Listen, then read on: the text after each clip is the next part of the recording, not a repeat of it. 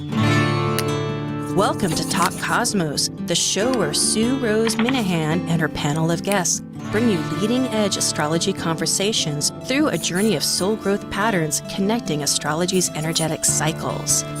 Get ready to understand your path in the cosmic roots of the stars.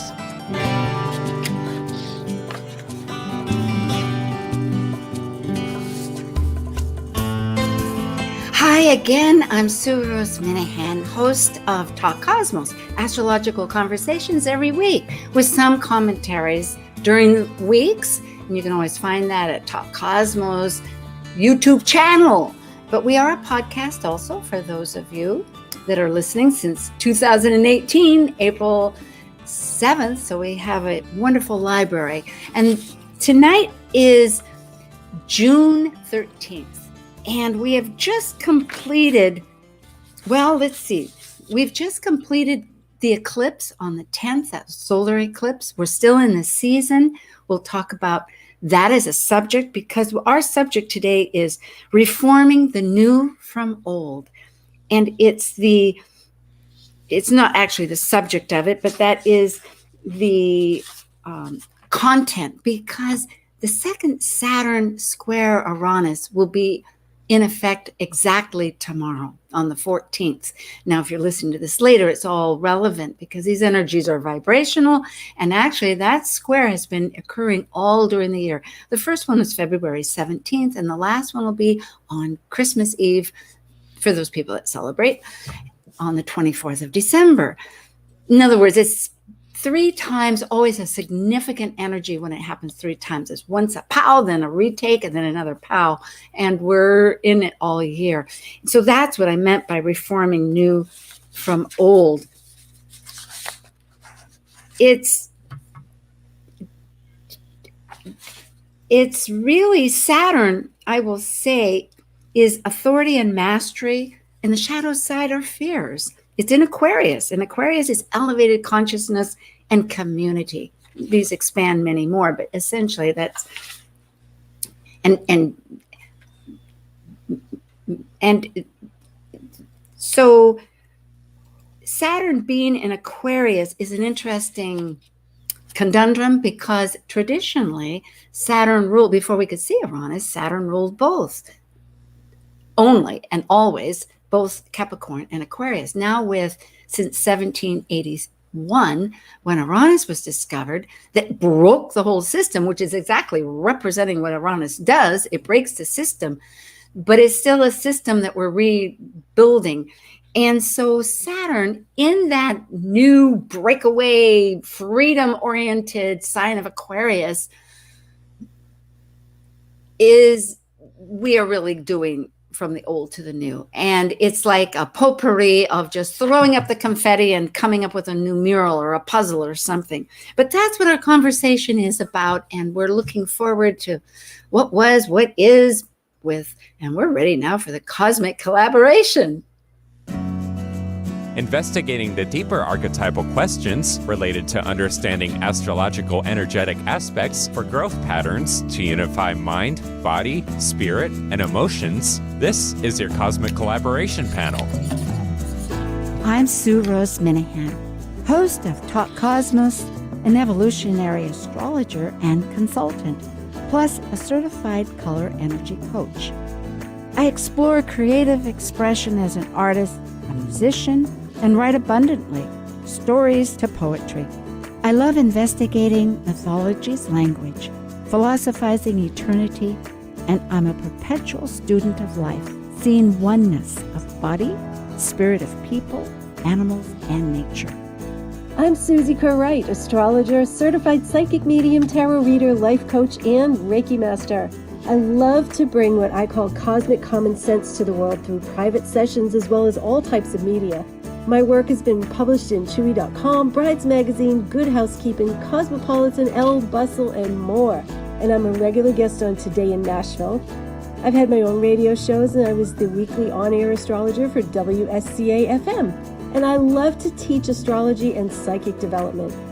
And I'm Amanda Pierce, a soul-centered astrologer, astrological consultant, and empowerment-based meditation teacher. I have a BA in psychology. I'm a wellness enthusiast with a passion for healthy eating, and I enjoy creating new realities and shifting old paradigms. And like the Sufi poet Rumi says, You are the entire ocean in a drop. oh, the great Rumi. Rumi, yes, the Sufi. Well, the actual title of our great story was Rescripting the Stories, or Rescript the Stories. I looked that word up, Rescript. It comes way back. It's actually a legality term back in centuries ago. But truly we are. And also, both Saturn and Uranus are the Titan planets in mythology. That was before Olympus, before Jupiter came and did his father in. Because, if you look at the planets going out, it's Uranus, then comes Saturn, and then it comes Jupiter. But there is a systematic stopping of each one of their territories, because they created first the heavens and the world and everything with Earth. That was Uranus. Then time came in. Saturn said, okay, we're going to have life. We're going to have people. People are going to die. It's not going to just be going on forever and come back again. But it was all organized. Saturn's got its rings. It's never out of orbit. It's never out of bounds. Actually, it's never out of bounds planet, which is amazing.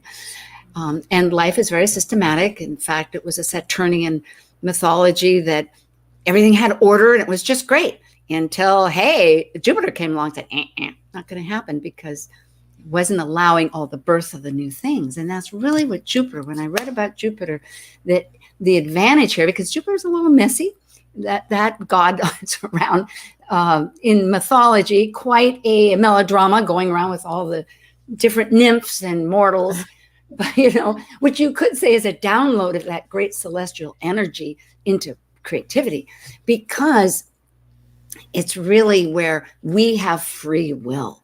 We can choose, are we going to go yay or nay to our highest good? And ultimately, that's the gift of life, as they call it, the highest good and all that, which is sometimes easier in theory than practice. But then that's what we're learning here through cosmic collaboration, in a sense. It's like, what are these energies? And, we are talking about the solar eclipse first, and we're going to combine them. The solar eclipse was June 10th in Gemini, almost 20 degrees.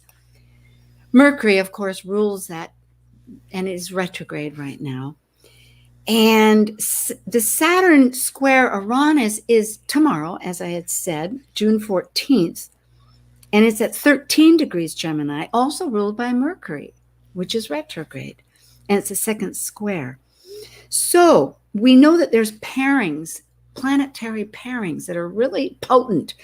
And one of them is going to be Neptune, the energy of the cosmos, conjunct an asteroid, Pallas, who is a warrior, a female warrior of strategy and wisdom. And in Pisces, it's going to be a different kind of strategy. That's what we'll talk about. And also Uranus, which is in that square, happens to be conjunct Ceres, which is also an asteroid. It's a female asteroid. And you don't need to know all this except to realize that these energies are being in a deep conversation with another energy. So it's changing the projectatory, in a sense. It's involving another source of interest, deep interest, actually, because they're right next to each other. It's like, hello. I don't know if I want to say hello, but anyway, that's what they're doing. So Uranus conjunct Ceres. Ceres is that archetypal, she was the mother of, she lost her daughter, but really it's a reflection that we lose spring and we come back with new birth. And in a sense, that's our spirit too. People die, they come back. But in this case, it's really this development of the female from birth of the maiden to the mother or work, individuation to the crone, the older. So there's a long story of that. It's always so complex when you get into these old mythologies. But the fact is that Uranus, which is this outer planet that's transpersonal, that not everybody knows how to identify with, but does bring change because it wants our authentic self. By that saying, no, you're not fooling around. You're getting to the real deal. And it is Okay, it's with Ceres. And of course, we have the sun, moon with Mercury. So let's go back to the panel. I hope I haven't taken too much time or introduced. I know that, Amanda, we'll start off. You had spoken a little earlier about this conjunction with Ceres, and it can jumpstart us with Neptune. So the Uranus conjunction with Ceres, right? Oh, is that what you mean? Okay. No. It was Neptune conjunct Pallas. The the warrior. Yeah. So Isolate, but just to jump start us. Yeah. Yeah. So, one of the really interesting things about this eclipse is that Neptune is squaring the Sun Moon conjunction and also squaring Mercury retrograde. And so that can create a lot of confusion and not a lot of clarity on where you're going or what's going on in your world at the moment. But there's a lot of potential there to really go within and kind of to just let go and allow the universe to kind of guide you. And so getting back to the Neptune conjunct Pallas is that, like Sue said, it's that strategy and it's mental creativity and it's the feminine creative mind. And so it just really flavors this Neptune transit that we've got going on. And because Pallas is strategy kind of takes a big picture outlook. In order to strategize, you have to step back and look at the big picture. So there's a little bit of an Aquarian edge with that. So it's just going to flavor that ability to kind of get your bearings and find a way to flow with the universe and move forward. And if you don't have the vision right now, to trust that it's going to come and it's all going to flow into place eventually. Because this is an eclipse, and a lot of people think that eclipses last for about 6 months. It's not a consensus. Some people think they last longer. So this is an energetic that is where we have the ability to shift things. So that's part of what's going on with the eclipse. Yeah, we do. Can everybody see this chart that I pulled up? Oh, it's the USA chart. Oh, rats. That's not what I wanted to pull up. Okay, can you see this one? That's solar eclipse. Yep. Okay, yeah, that was it. I meant to bring that up while you were talking, just a little bit for those people to show. And it is located over here on the East Coast, and so the houses can be relative to where you are. In a way, this represents the country, but still, it's just the energy. And so we're talking about this up at the 10th house with Neptune and Pallas at the moment. But speaking of energetic in the whole scheme of things, I think also there's this, and but because we're Mercury, it's communication, it's this whole thing of the nonlinear with breaking free of our grief, looking at that past year, going forward. I'm going to unshare. I want to see everybody. Anyway, yeah. There. Okay. So, yeah, Suzie, I know you have some thoughts on this too about breaking free of grief.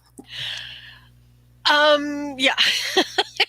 So, yeah, I'm sitting here and I'm trying to figure, because as usual, kind of everything I had thought of was already said. So, but what I wanted to touch on is this understanding, because, I automatically just, live in the creative mindset and how our, how that can manifest in times like this whenever Neptune's activated.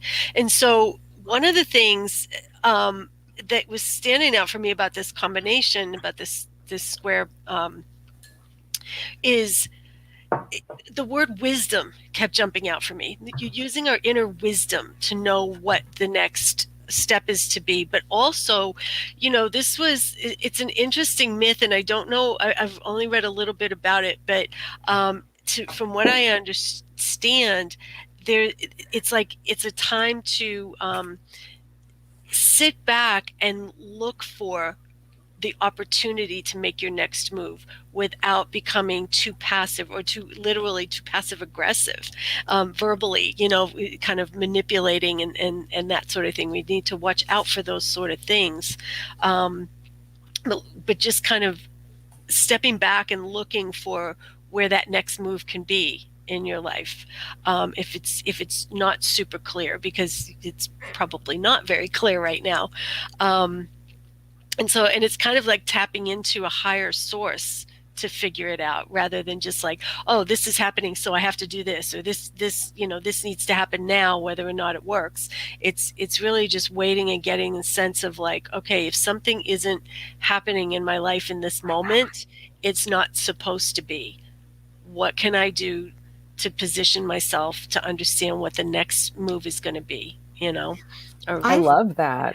Yeah, I think the two of you have worked beautifully to augment this whole energy, and because it expresses exactly, it's wisdom. That's a key word I remember, and also this objectivity, which goes along with the whole square too. It's really a supportive thing that's what we're being asked to do, and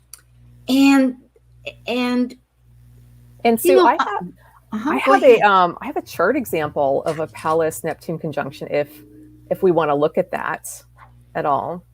I'm not sure. Well, so I was looking at, are either of you familiar with Joanna Gaines? No. Of Fixer Upper. It's she's one of the stars of Fixer Upper. That's right. That's right. She's got her own food show now or something. It's like this massive empire. That it includes a TV network and restaurants and bed and breakfasts and all of this stuff. She has Neptune conjunct Pallas in her chart in Sagittarius. And so if you ever watched the show, you can see her. She talks about like, well, I just have this gut feeling like this is where we need to go. And it's just really cool to watch. And I was watching a kind of their overall story of like where they started from. She and her husband were not doing well financially. And she had this notebook full of businesses that she hypothetically wanted to start one day. It's very like strategy and also like visioning her future. And she said, I just dreamed about them. And so this is I've done that myself. And her husband encouraged her to just try to do just one of them. And this is where it all snowballed when she trusted herself and he trusted her, and they just worked together, and it's just really been amazing. In good direction too. You think about it, it's not just all about yourself. And with Gemini right now, thank you, Amanda. That was really, really intriguing. Because Sag is very instinctual, just like Aquarius. We have the South Node is in where we're coming from is very I don't know if I call it instinctual. I suppose so, but it is a fire energy. It has a lot of instinct. And so it's got a lot of that really has a lot of the same flavor as that Pisces too. Like just trusting your intuition. Like Sag and Pisces are both and the signs. It's in other words, it's trusting your intuition to notice what is current happening at the moment. It's like someone having to found that book, having the husband coming up with his idea. Hey, here's a little direction, let's choose one. And she wanting to collaborate with him, the whole picture of it. I really like that because we are reframing new autobiographies. Go ahead, Susie. Yeah, no, I was going to say, I don't know anything about her other than I've seen ads for her cooking show, and I've heard her name before. And now she's got a cooking show. It's just like, it's all over the place. But the interesting thing about her is I was watching the ads because they come on all the time because we watch HGTV a lot. And I kept thinking she doesn't have much charisma, but there's something like there's a grounded energy about her. It's almost boring, but not quite. You know, she's intentional with what she's doing. And would you say that's kind of her personality? It's kind of Yeah. grounded and intentional. It's not kind of scattered all over the place. She's not this over the top, caricature of Definitely. herself.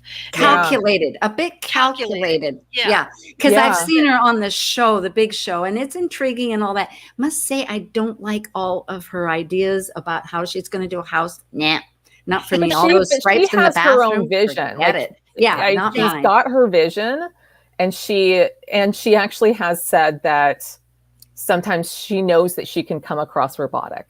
That's how that was the word. And it is. It is. So that is really her personality. Okay. Yeah, a little bit. So let's get back. That's a beautiful example because we are reframing an autobiography. And I think with that, we were talking about rebirth. We leave that cocoon or our skin, and it's somewhat of the snake energy that we were bringing up. Suzie, you were bringing up that seems so evident. And with Mercury, going back to Mercury, reminding people that the caduceus that he was given by, I think, was it Apollo? I'm not sure in the mythology, but he was given this along because it was exchanges with the sun, and because they were brothers, and there was, and Mercury is so close to the sun that we can't see it most of the time. It has to be at least 15 degrees out, away from the sun, in order to see it at night or the morning, when it's visible. So it's actually, I was just reading, Rose Marcus was giving a NORWAC talk, and it's about 20 to 24 years of our life that I'm trying to remember if we can or can't see Mercury. Oh dear, it's a shaggy dog story, because it is, it's half the time it's not with, and then anyway. So what I'm getting at is that the caduceus has these two snakes, which represent rebirth. It's also the nodes of past and future, but it's male and female with these, masculine and feminine, yin and yang, assertive and receptive. Kind of like your story there between that lady, Amanda, where you could say embodying, but we're really branching outside because all of us hold this energies, to be creative. But the two snakes are facing each other in the caduceus. So getting back to Mercury, of the snake energy, regardless of the rebirth. I'm just kind of, if that connects with one of you, Suzie, if you want to expound on that. I'm still traumatized by the snake. The snake energy is really that's strong right now. Yeah. You had a real experience with that. Yeah. Oh my goodness. I'm sorry. So just for the audience, it's like we had a snake in our house. Oh my gosh. Anyways, no more snake. A 3-foot one.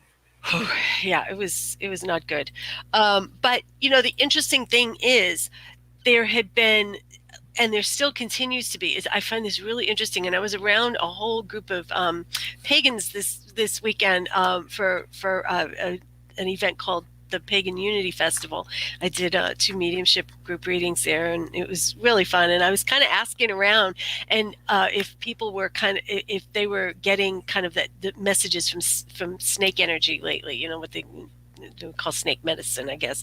And it was really hit or miss. I was surprised because when I posted the thing about having the snake in my house, somebody from one of the local stores had weighed in and said that they were having a lot of people come into the store asking, it was a local metaphysical store, asking about, what does it mean when I dream about snakes? What is this snake? I keep seeing snakes. I keep hearing about snakes. And it's like, and it's not just because we live in the South and it's the summer. I've been here 23 years. I have never heard so much about snakes, and I've never had one in my house. Okay. Yeah. So this is odd.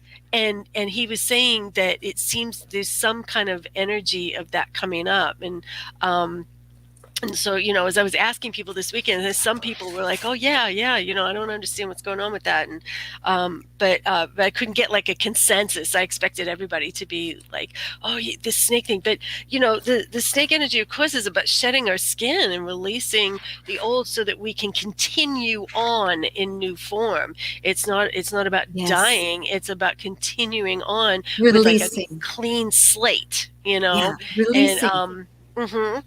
It feels very, no, sorry, go ahead, Suzie. Go ahead. No, I was done.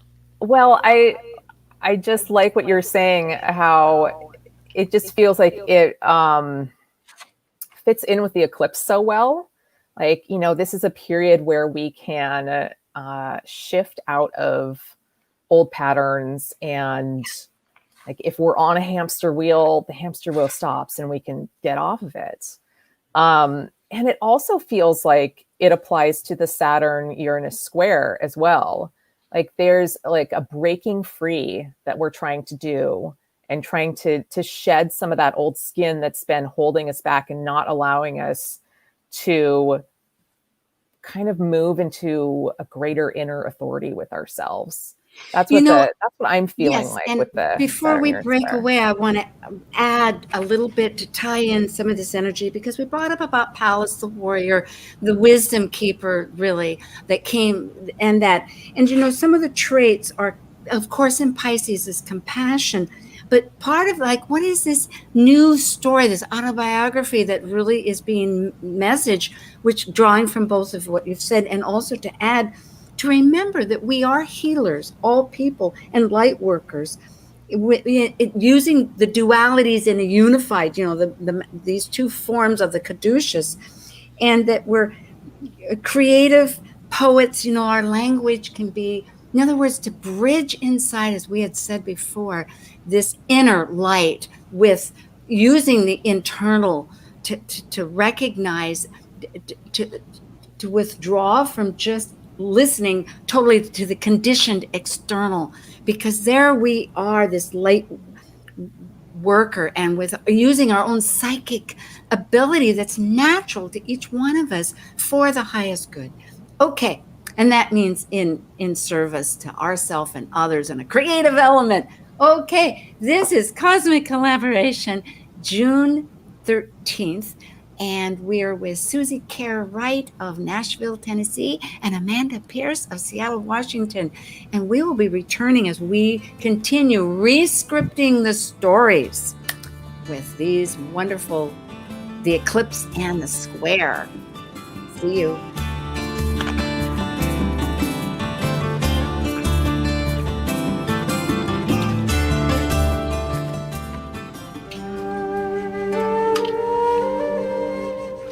While we take a break from this week's edition of Talk Cosmos, let's take a look at this cycle's archetype. We are currently in the period of Gemini. By leaving a cycle based on physical form, integrated through spirit, the energy of Gemini connects spirit with matter, focused on communicating and defining the external. Gemini is a mutable air sign signifying flexibility. Gemini dually focuses upon teaching and learning in order to synthesize the world one lives within. Whether we know it or not, each of us are on a quest to discover our true self. And the road we travel to accomplish this goal is unique for each of us. This is Marie O'Neill's hero's journey of walking her path and overcoming hardship and heartache in her book, And the Lotus Opened. As a memoir of enduring an absent mother and a harsh pseudo-family, and surviving ongoing abuse and trauma, Marie learns to trust in the divine and in her inner self, and release herself from the emotional chains that bound her. She discovers her personal power and who she is, and she learns what being free really means. Now available on Amazon and BarnesandNoble.com in either hardcover, paperback, or ebook, you can order Marie O'Neill's book, And the Lotus Opened, and let Marie be your guide as she leads you on your path to authentic freedom, using metaphysics, astrology, Buddhism, and healing practices. Talk Cosmos brings you leading-edge astrological conversations with hour-long programs each week on KKNW. The show goes live every Sunday from 1 to 2 p.m. Pacific. Talk Cosmos weekly programs are also available to watch live on Facebook and YouTube, along with daily chats throughout the week on the Talk Cosmos YouTube channel. While you're there, make sure you click like and subscribe buttons so you can get the full Talk Cosmos experience. Or, if you'd rather listen to the show archives with audio only, the entire podcast collection since 2018 is available on most podcast carriers. So, grab your coffee, tea, or kombucha and enjoy the show. Welcome. This is Bear River, Usui Reiki Master and the Astrologer of Psyche and Soul Astrology. You're listening to Talk Cosmos on Alternative Talk 1150 AM, where we unveil astrology's ancient archetypes that continually build the collective experiences in our unconsciousness. Alternative Talk 1150, online at 1150kknw.com. Hello again. This is Sue Rose Minahan, Talk Cosmos collaboration panel. Cosmic collaboration panel, thank you, yes. And remember, too, that if you're interested in contacting any of us, go to Talk Cosmos. You can find Suzie there and her contact, or Amanda or mine, and subscribe. We'd love to have all your comments, too, and you can also contact us if you want to do so, even now during the show. Okay, so we are talking about the energies at hand, and we know that we're still experiencing this eclipse, the Gemini.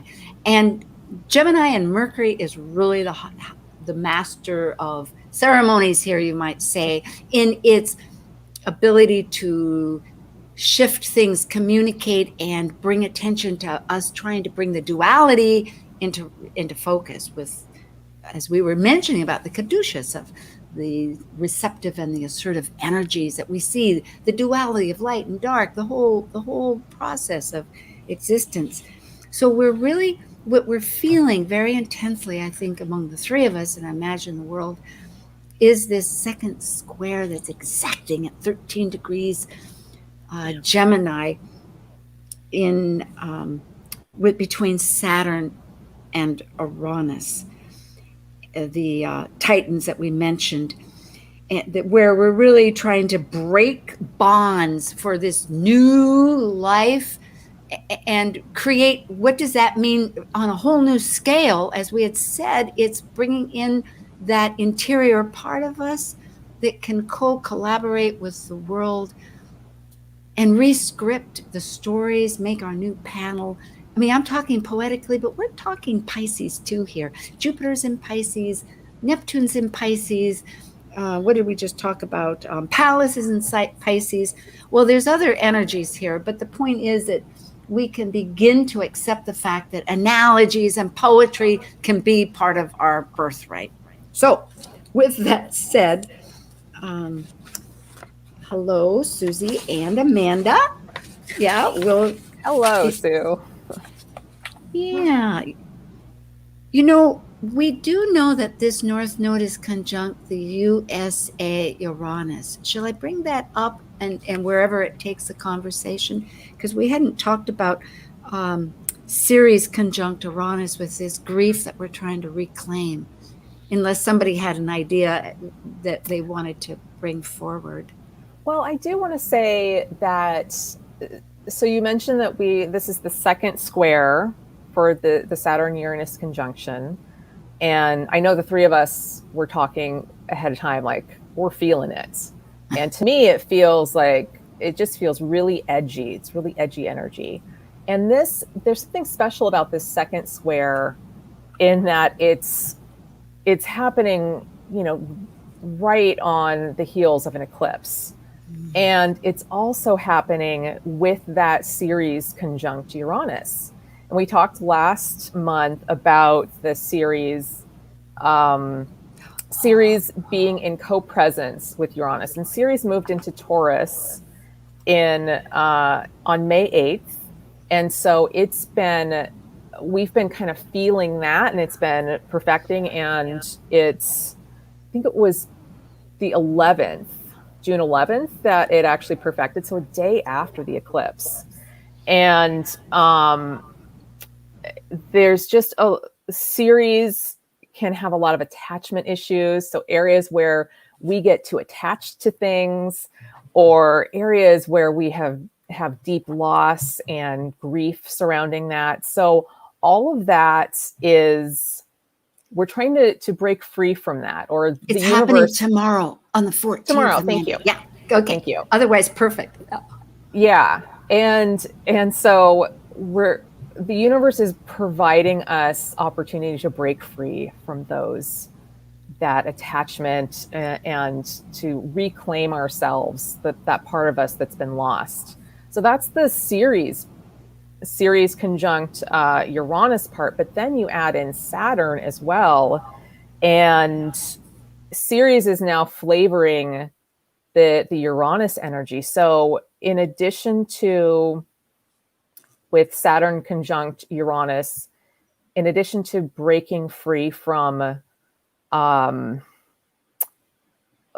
things that are holding us back from our inner authority, or conditioning, or thought patterns that are holding us back, because limitations. Aquarius relates to our thinking, and it's a fixed sign, so it can get a bit stuck. Our thinking can. So Uranus is looking to break us free from that, whatever's holding us back, so we can shed that skin, that snake skin, and now there's a flavor of Ceres with that as well. So there's just like anything that has been holding us back, where we have there's deep loss around it. So anything that is, and that relates to everything. When you consider, I mean, I want to stop here and just, because I thank you, but really the reality is, we can say all our intentions, but somewhere along the line, it comes back to us that we are re-scripting a new autobiography collectively and individually, because we're not isolated. We have to work with the rest of society, and somebody in that society is also experiencing either a great physical loss, a job loss, a divorce, so many things separated from this breakdown of the rhythmic the maintenance level of what life was. It wasn't necessarily always good. It was just familiar, and it was ready, right? Uranus is in Taurus. It's a comfort zone. Yes. And and so really we have to, I am astounded sometimes by the depth of how one feels, how I feel about certain things. I mean, because I can get very cerebral and connected to a lot of things, but the reality, and then of course, you look at the television and you realize that there are stories out there that are very difficult. So, yes, I think, but there is great, always with change, we are looking forward to what the opportunity is. So I'm just realizing that there is truth to like loss. Some of these words are deep and troubling for people, and not always a simple thing, but there is in this shift a chance to, like air, breathe. I was just breathe, let the oxygen in, and let spirit. Yes, Suzie. I always interrupt. I'm so sorry. No, don't. I need that energy. Here's the thing. So if you just think about Saturn and Aquarius, right? Like think about a Saturn and Aquarius person. Okay. What are they like? They are someone who has a difficult time owning their own uniqueness, their own sense of difference, right? They want to fit in, but they don't, they want to be part of, but they want to be by themselves. It's a conflict, right? So you've got, within one piece of this puzzle, you've got such a conundrum going on here, and so as we talk about, and so one of the things that Saturn in Aquarius is if nothing else, is very loyal. Okay, loyalty is a huge thing, and they can understand and teach complex concepts and that sort of thing, if we're just talking about Saturn in Aquarius in general, right? So what we're being asked to do here, it's not just shed and move, it's more like shed and sit with, holy crap, now I have the option of being who I want to be or who I've always thought I was, or that unique person, but that scares me. That Oh, scares yes, me. that's right. Isn't it true? Yes. So it's kind of like about integrating, really. Yes, Yeah. good word. Yeah, Yeah. integrating. And Gemini, there you go. It's looking at that duality, because not only self, but another one. I think it's also breaking away from realizing that with opinions that everybody has, that you can hold yours and the other one can, pluralism, right? We can have plural. My opinion, your It's not opinion. if or, it's Yes, if and. exactly. And so the series piece is about, right, part of it from what I understand, because you guys are teaching me a lot about series, I'm not real super familiar, but is knowing what you need. You can understand what other people need, but what do you need? So what do you need to understand and integrate this new person that you've become without the fear, the doubt, the hesitancy, and That's so perfect. Yes. Isn't it? yeah. Yes. And what do you need to nurture yourself? Because series is about like that nurturing within. It's the higher octave of the moon. Reclaiming it. Sleep, Yes. we don't Reclaiming. we aren't really snakes. We don't just shed and keep moving and go find food. Well, Yes, some of us right. do. I do. No. Not for food. Well, we all Help me, do. I I'm know feeling- it's I'm in it's part of our biology. No, I hear it. I'm in a constant dialogue with forgiveness and all kinds of levels. Yeah. but Part of yeah. Pisces. So, but because we're humans and we're having this human experience, and it's like, with all this series energy, what's the easy go-to? Oh, let me go fix somebody else. Let me go find somebody else. Exactly. The external, Yes. not realizing it's a replica of our world, of how we are. Yeah, Exactly. that's always Yeah. a challenge. And a challenge no matter what level of thinking or feeling you might be at. You can be more refined. Thank you. So tapping into that wisdom, right? We're talking about all of this stuff coming together. Like, we can intellectually know these things, but when we start really just sitting back and like getting, it reminds me of like in the tarot, the Hanged Man, it's getting a whole different perception, and there's sacrifice that needs to be made. Maybe the sacrifice is like that you actually have to lean on somebody else, or find a mentor, or find somebody to help you move, therapists or whatever, to help you move to the next phase of your life, whatever it is. But it's knowing intuitively when to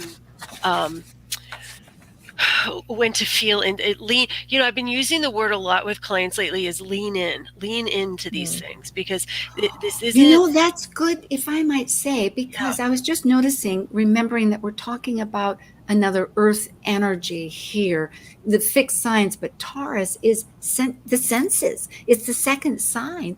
The spark of life has then become into form. So it's senses. And so we using our body, and it represents the earth too, being friend, all these different ramifications, but it's so true. We need, because I was just realizing that, food is part of this whole process. I mean, it's not just, it's really a very important process. It's also, if we get away from our personal, when I'm thinking about it, globally, Mother Earth, we know that climate and how we're relating to our daily life and how we're just interacting to fix the world. Well, there goes that fix business, but contribute towards healing.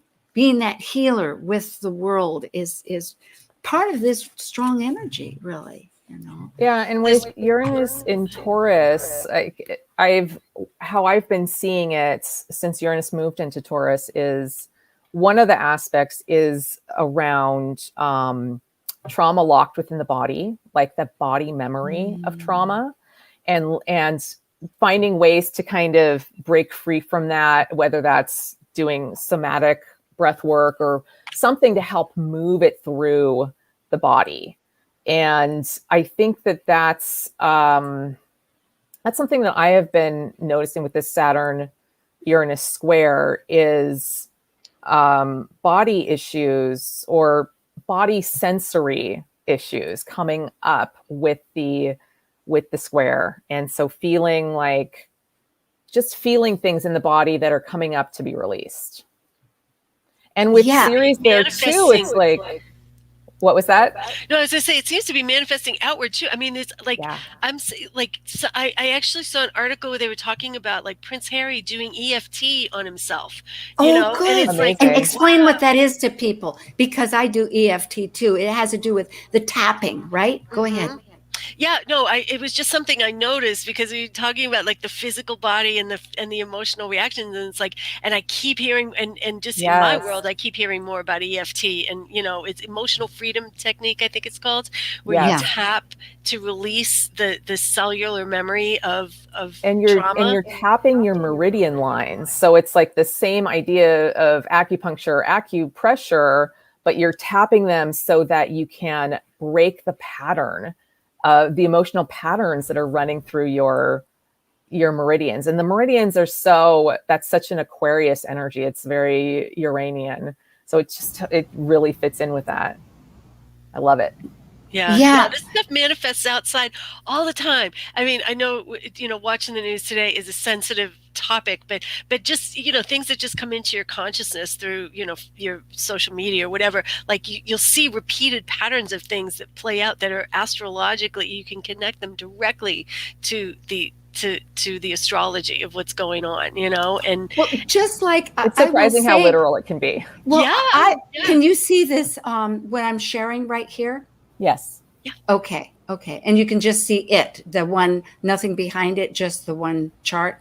Mm-hmm. It's a bi-wheel with the US. Yes. Yep. Okay, very good. Okay. And I will say as a comment, I hope it's okay to say, but our wonderful soundboard engineer that has been with us most of the entire time of Talk Cosmos, it has helped construct a lot of some of the wonderful music and ways that we do this show. I was asking him what's he doing, and he's going to go see a Mariners game, which is in Seattle, Washington. And I was saying, who are they playing it? Well, the Twins. Well, instantly I thought, well, the Twins of Gemini, knowing it's not as Minnesota, I think, as the Twin Cities, right?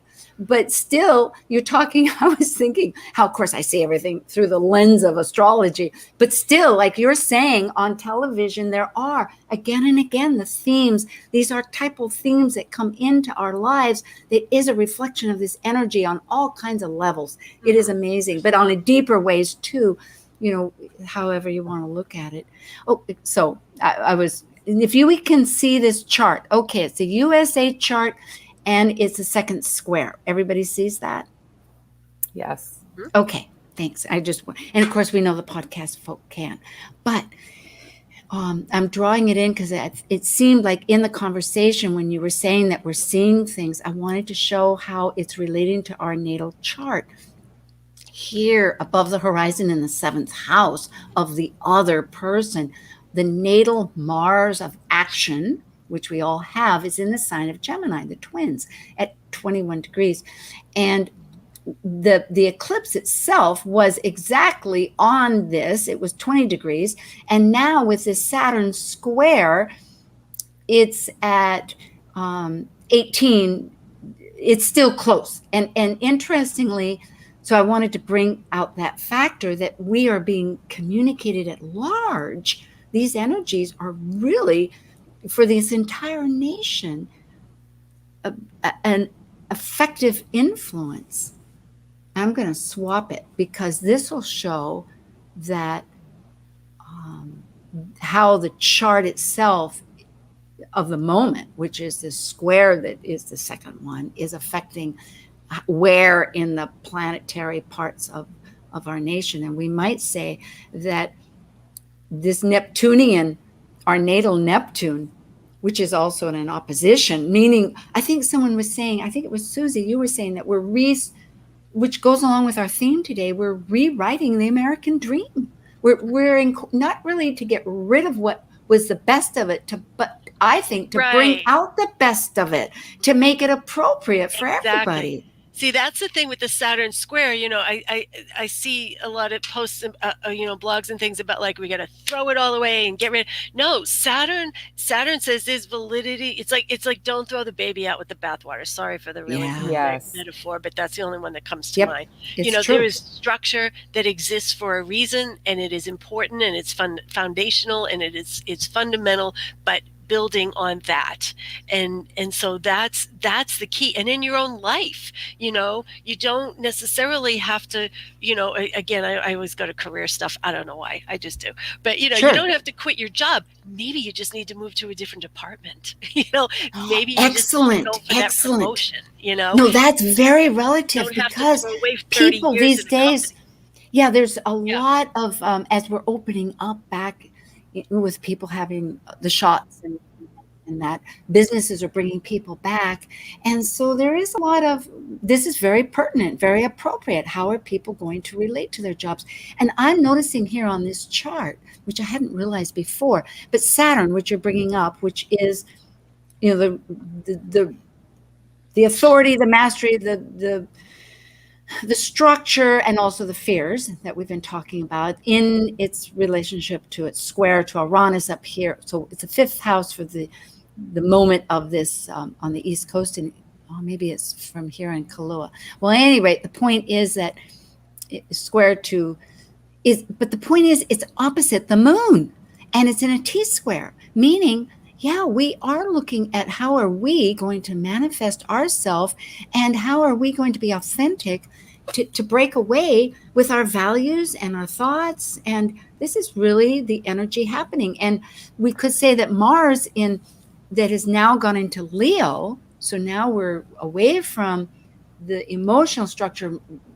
We're thinking of how are we manifesting that for ourselves in Leo to be our fullest self, is very close to the conjunction in the North Node of the United States. So it's very pertinent.